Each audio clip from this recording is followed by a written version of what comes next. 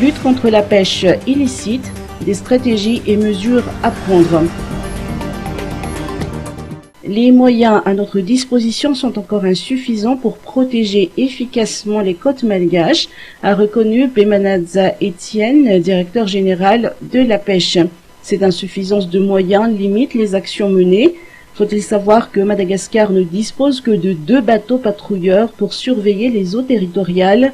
Renforcer les moyens relatifs à la lutte contre la pêche illicite s'avère primordial et c'est d'ailleurs l'objectif principal de l'atelier national interagence sur la mise en œuvre de l'accord sur les mesures de ressort de l'État du port.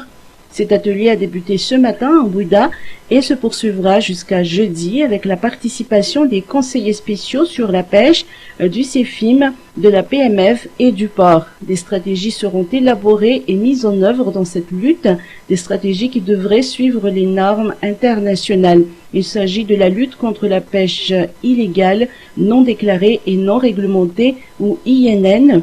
Notons que le 27 mars 2017, Madagascar a adhéré à l'accord sur les mesures de ressort de l'État du port, ou AMEP. Une feuille de route devra sortir à l'issue de cet atelier concernant cette lutte contre la pêche illicite. Notons que si l'INN n'est pas contrôlée, elle peut entraîner l'effondrement des pêcheries, les pêcheries artisanales étant particulièrement vulnérables. Les poissons et les produits de la pêche dérivés de la pêche INN faussent souvent les marchés, rendant le commerce du poisson moins rentable pour les opérateurs légaux.